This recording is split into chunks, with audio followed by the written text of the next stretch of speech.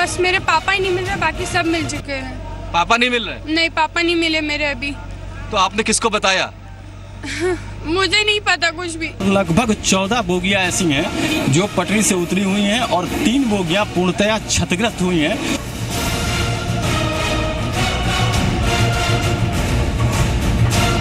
हमारे ऊपर सीट आ गई थी, पूरी सीट के नीचे से किसी तरह सब निकला। मैं उठा, उसमें मेरे ऊपर 2 पंखे आ गए थे, सीट पड़ी थी।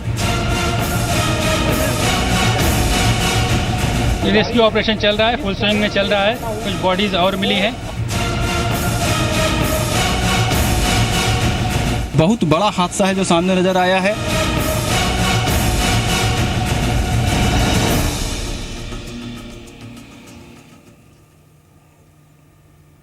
तो कानपुर के पास एक बहुत ही दुखद हादसा पेश आया है। उत्तर प्रदेश के कानपुर देहात जिले के पोखराया इलाके के पास आज सुबह तड़के 3 बजे इंदौर पटना एक्सप्रेस के 14 डिब्बे पटरी से उतर गए।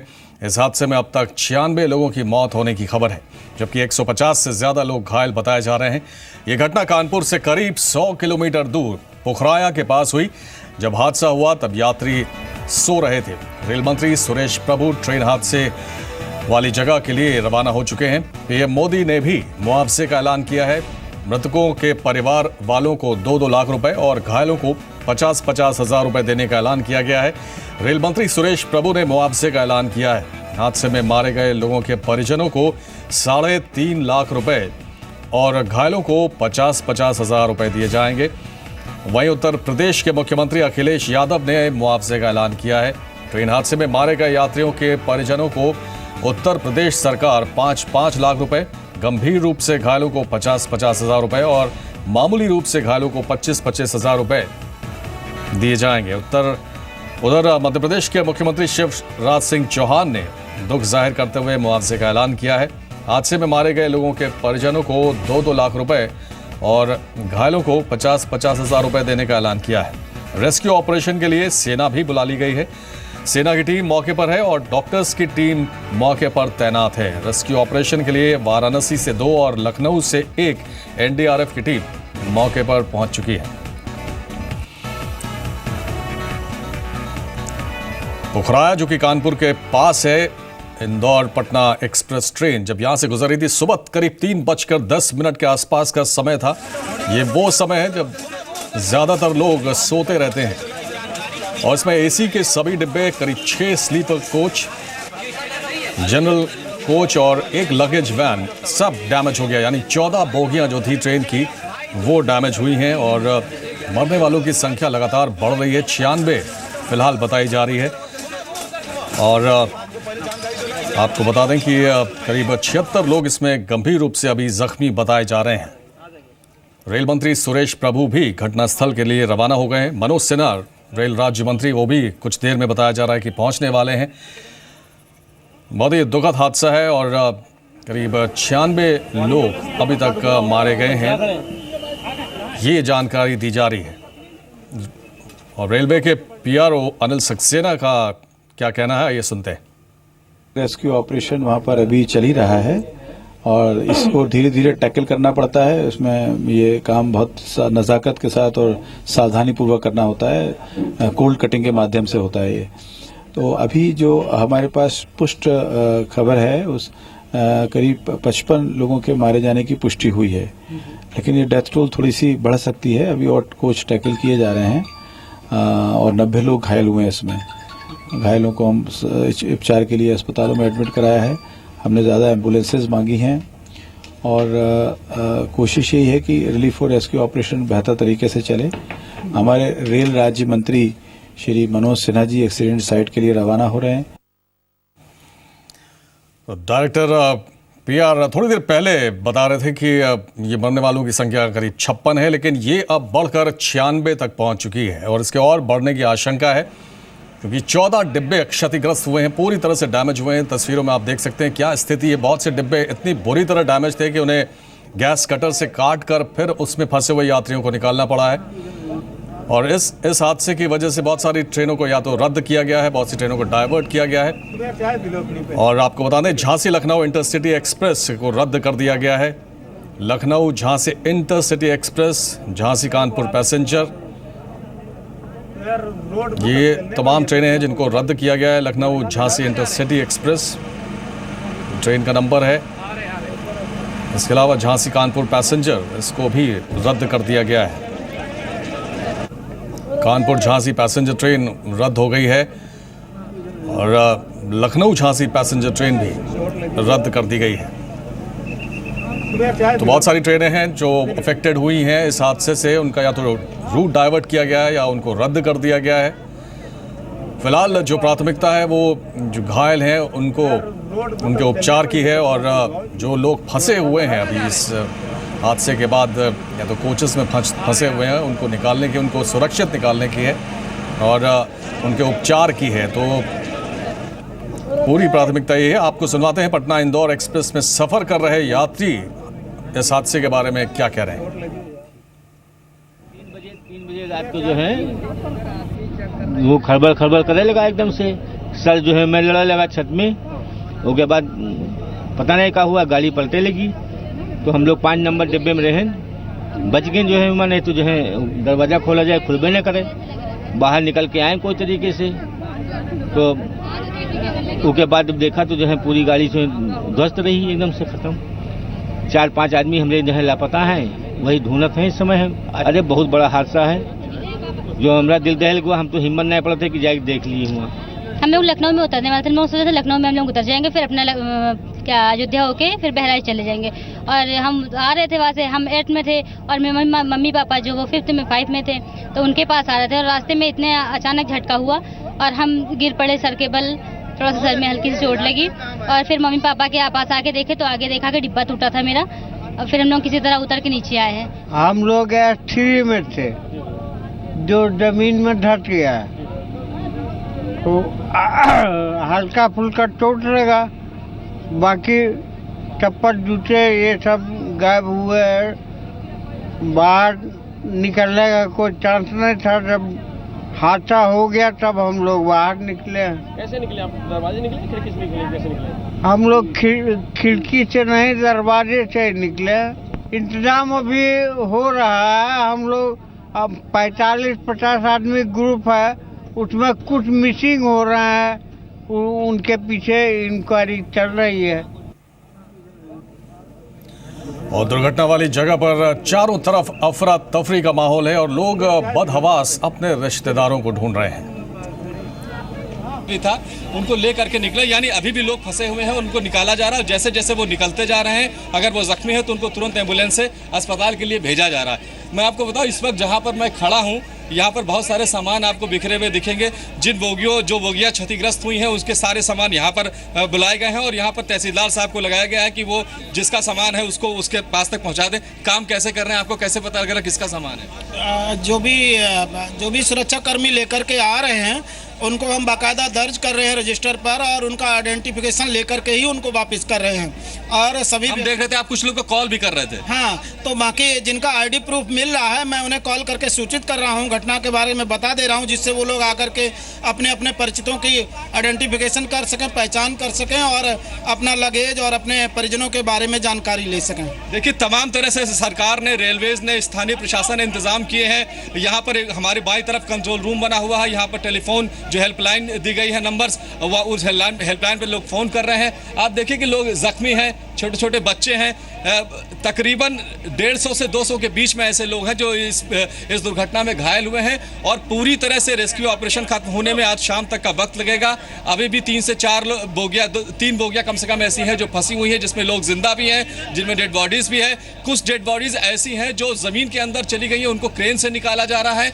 और ये काम एक बार सारी जब क्लियर कर लिए जाएंगे तो एक बार फिर से सारी जो बोगियां हैं उनकी चेकिंग होगी, इनको क्लियर किया जाएगा और उसके बाद तब फिर ट्रैक से इन गाड़ियों को हटाने का काम शुरू किया जाएगा। तो अभी काफी वक्त लगेगा, 24 से 48 घंटे लग सकते हैं इस ट्रैक को पूरी तरह से क्लियर होने में। और अभी लोग, मैं एक छोटी सी बच्ची है, मैं उससे बात करता हूँ। बेटा, क्या नाम है तुम्हारा?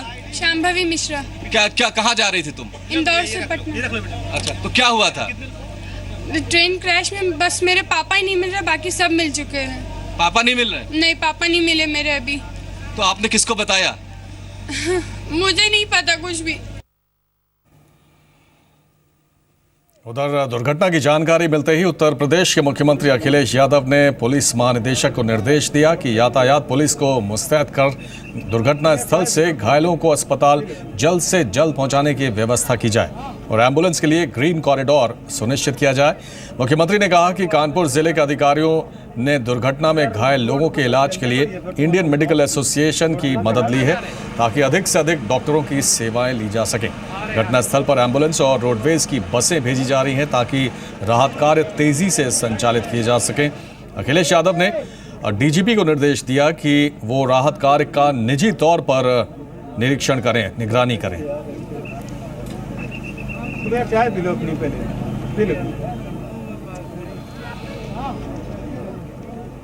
तो उत्तर प्रदेश सरकार भी मुस्तैद और घायलों की उपचार में पूरी तरह से लगी हुई है। ये हेल्पलाइन नंबर है उज्जैन, इंदौर, सभी जगह आप कांटेक्ट कर सकते हैं और रतलाम का ये नंबर आपकी टीवी स्क्रीन पर। अब तक जो सूचना है उसके अनुसार ये घटना लगभग 3-3:15 बजे सुबह में हुई है। दुर्घटना बहुत बड़ी है। अब तक की सूचना के अनुसार शायद लगभग 60 लोग हताहत हुए हैं और काफ़ी संख्या में लोग इंजर्ड हुए हैं। जो इंजर्ड हैं उनको एम्बुलेंसेस के माध्यम से इलाज के लिए भेजा जा चुका है। जो लोग हताहत हुए हैं उनको भी मॉर्चरी शिफ्ट किया जा रहा है। जो लोग इस हालत में हैं कि वो अपना सफ़र, अपनी यात्रा कर सकते हैं, उनको बसों के माध्यम से कानपुर रेलवे स्टेशन भेजा जा रहा है। वहाँ से वो अपने गंतव्य तक जाने के लिए अगली ट्रेन पकड़ेंगे। रिलीफ की सारी जो कार्रवाई है वो चल रही है। यहाँ से लखनऊ से additional DG law and order और सचिव स्वास्थ्य यूपी सरकार, ये लोग उड़ान भर चुके हैं। वो अगले 15-20 मिनट में कानपुर देहात पहुँच जाएंगे और वहाँ और जो व्यवस्था है उसका वो जायजा लेंगे। अगर कोई और आवश्यकता होगी तो उसको पूरा किया जाएगा। और कुछ आई विटनेस का क्या कहना है इस हादसे पर, आइए सुनते हैं।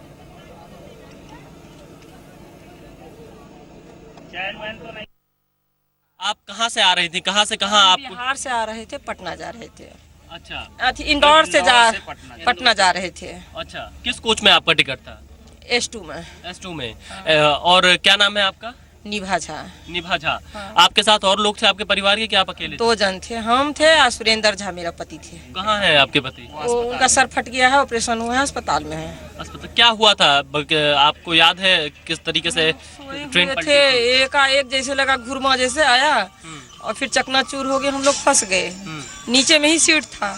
हम लोग फंस गए, हमारे आदमी बुरी तरह से फंसे हुए थे। उनका सर फट गया था। फिर धीरे धीरे बाद में हम लोगों का निकाले, फिर उनका हम लोगों को ले गए हॉस्पिटल। मेरा पट्टी किए, उनका भी पट्टी किए। फिर 1.5 घंटा के बाद उनका ऑपरेशन हुआ है, टाका लगा है।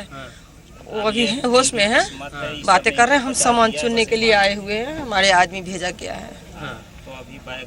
तो देखिए कि ये मेरा है, ये पूरा पक्का अपना सामान यहाँ पर पहचान रहे हैं। इनके पति भी S2 में मौजूद थे, जिनके सिर पे चोट लगी उनको अस्पताल ले जाया गया और उनका ऑपरेशन किया गया है। फिलहाल इनको संदेश मिला है कि इनके पति होश में हैं और ये उसी वक्त बता रहिएगा एक क्या हुआ था। ये लोग सो रहे थे और आवाज़ आई और ये लोग ट्रेन में फंस गए, जिसके बाद इन्हें रेस्क्यू किया गया। कैमरामैन अमर के साथ विशाल पांडे, जी मीडिया, कानपुर देहात।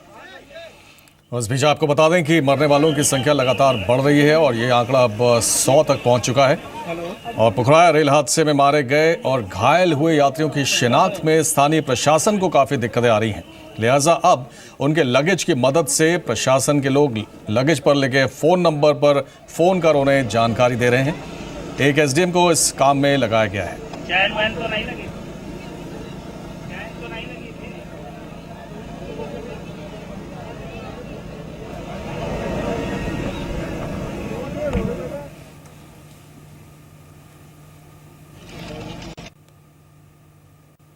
मैं आपको बताऊं, इस वक्त जहां पर मैं खड़ा हूं, यहां पर बहुत सारे सामान आपको बिखरे हुए दिखेंगे। जिन बोगियां क्षतिग्रस्त हुई हैं उसके सारे सामान यहां पर बुलाए गए हैं और यहां पर तहसीलदार साहब को लगाया गया है कि वो जिसका सामान है उसको उसके पास तक पहुंचा दें। काम कैसे कर रहे हैं, आपको कैसे पता लगेगा किसका सामान है? जो भी सुरक्षा कर्मी लेकर के आ रहे हैं उनको हम बाकायदा दर्ज कर रहे हैं रजिस्टर पर और उनका आइडेंटिफिकेशन लेकर के ही उनको वापस कर रहे हैं। और सभी देख रहे थे आप कुछ लोग कॉल भी कर रहे थे। हाँ, तो बाकी जिनका आईडी प्रूफ मिल रहा है, मैं उन्हें कॉल करके सूचित कर रहा हूँ, घटना के बारे में बता दे रहा हूँ, जिससे वो लोग आकर के अपने अपने परिचितों की आइडेंटिफिकेशन कर सकें, पहचान कर सकें और अपना लगेज और अपने परिजनों के बारे में जानकारी ले सकें। देखिए, तमाम तरह से सरकार ने, रेलवेज ने, स्थानीय प्रशासन ने इंतजाम किए हैं।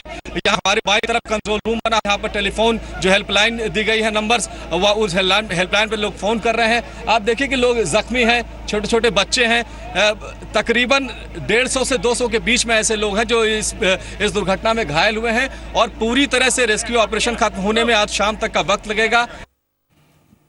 और ट्रेन हादसे पर प्रधानमंत्री ने भी ट्वीट कर दुख जताया है।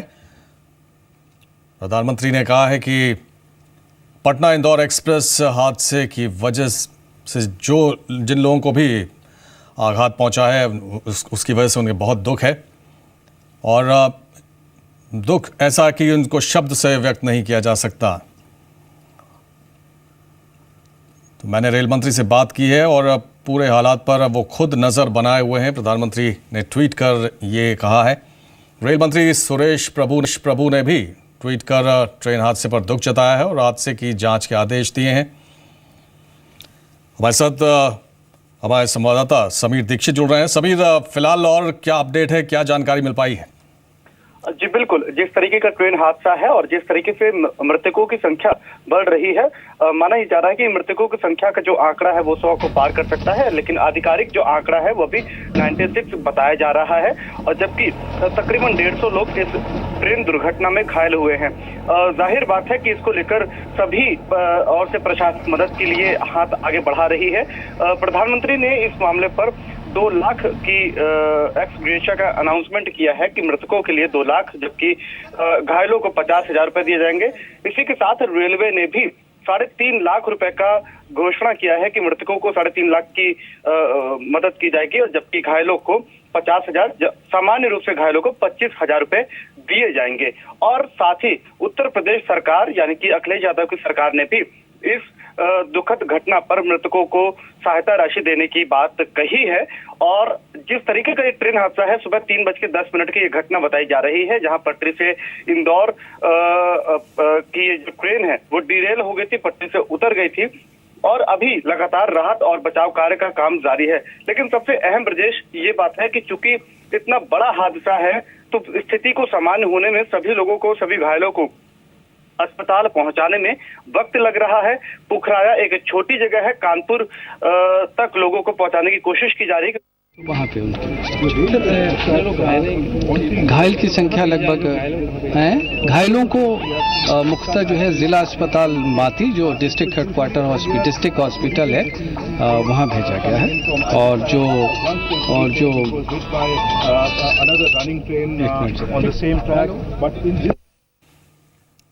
तो घटनास्थल पर डॉक्टर्स भी मौजूद हैं जो फर्स्ट एड देकर ऐसे लोगों को, ऐसे यात्रियों को जिनको मामूली चोटें आई हैं, उनको फर्स्ट एड देकर वहां से सुरक्षित भेजा जा रहा है।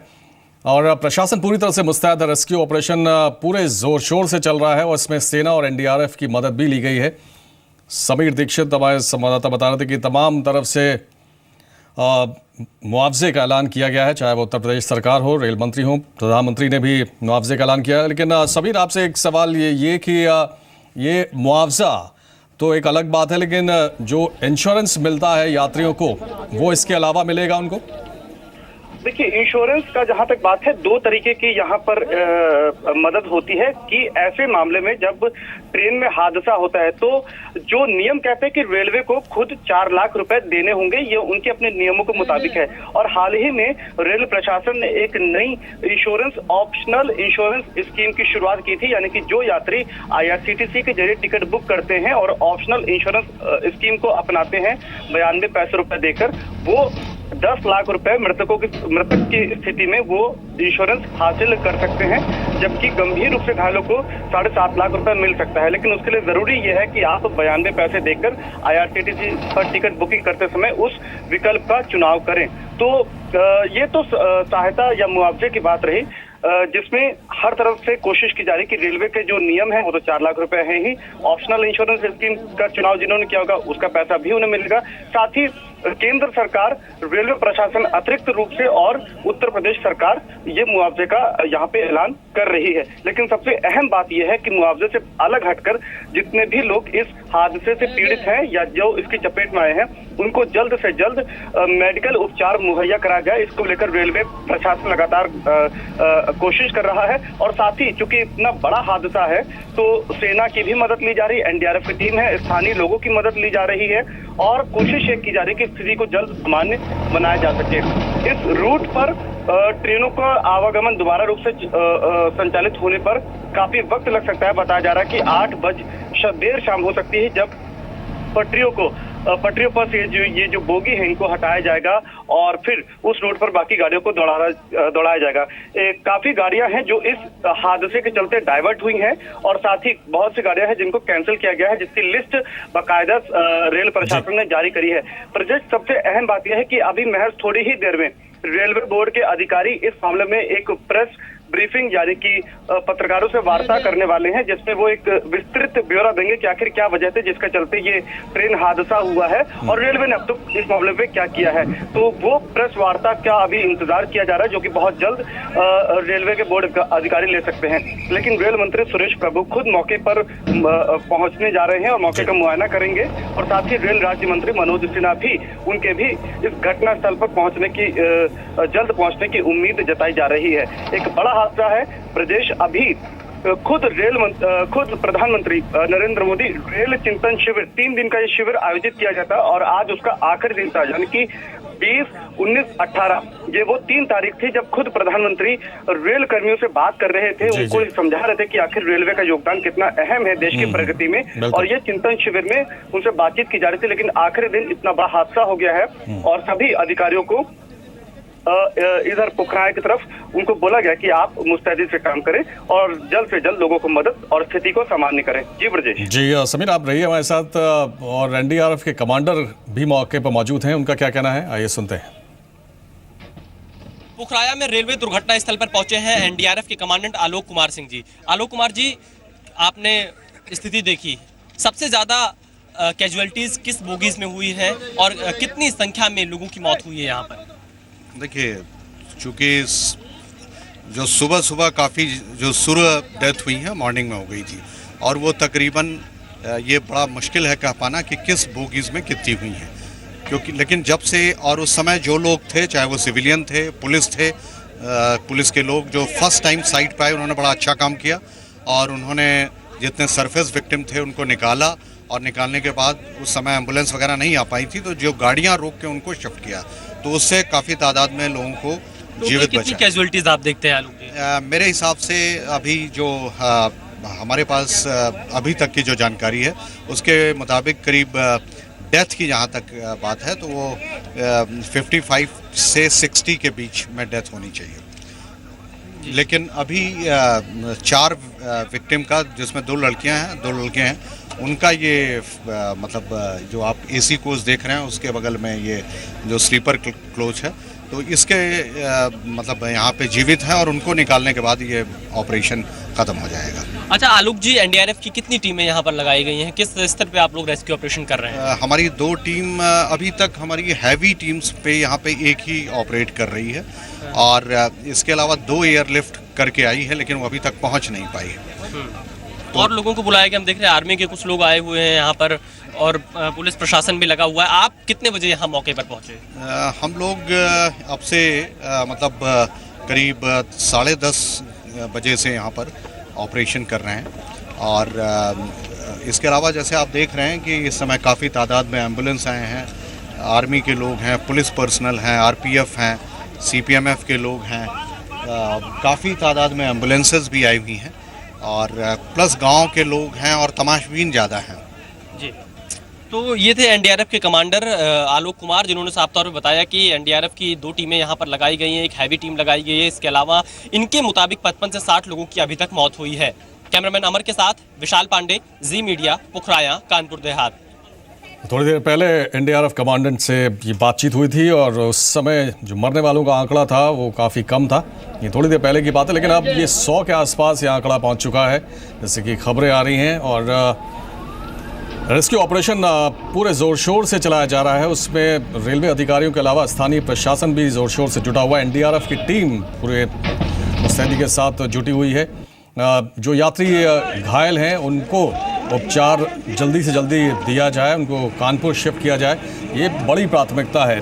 बड़े पैमाने पर रेस्क्यू ऑपरेशन चल रहा है, जैसे कि हमारे संवाददाता समीर भी बता रहे हैं। और उसी इसको देखते हुए कह सकते हैं कि बड़ी चुनौती है रेल प्रशासन के लिए और स्थानीय प्रशासन के लिए।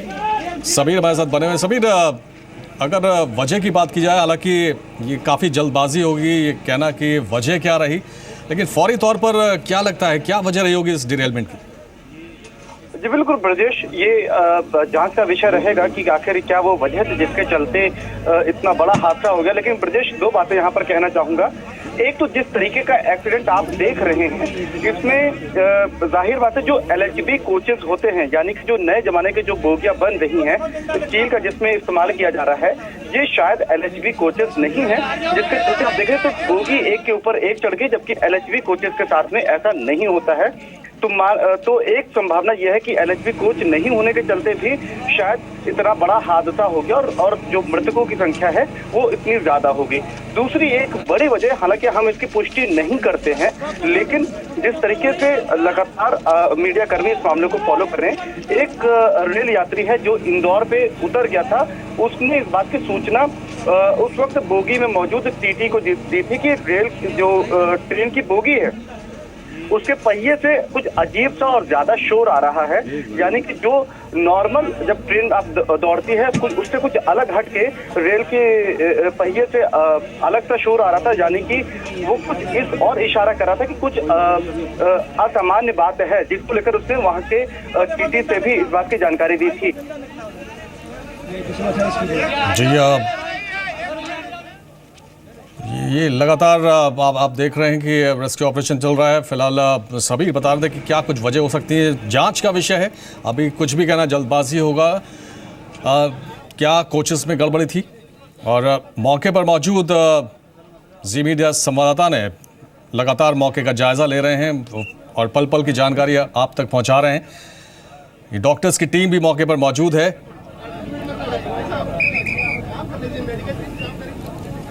पुखराया में रेस्क्यू ऑपरेशन लगातार जारी है। हम आपको घटना स्थल से ग्राउंड जीरो की रिपोर्टिंग करके दिखा रहे हैं कि कितनी बड़ी दुर्घटना थी ये, जो पटना इंदौर एक्सप्रेस, यहाँ पर कई उसके जो डिब्बे थे वो पलटे हुए हैं। ये B1 कोच है, AC कोच, किस तरह ये पलटा हुआ है, इसके पीछे B2 है। इसके अलावा हम आपको पीछे दिखाते हैं कि जहाँ पर NDRF की टीम रेस्क्यू ऑपरेशन में लगी हुई है, यूपी पुलिस के लोग वहाँ पर मौजूद हैं और दूसरे जो रेस्क्यू ऑपरेशन में शामिल हैं वो लोग वहाँ पर हैं।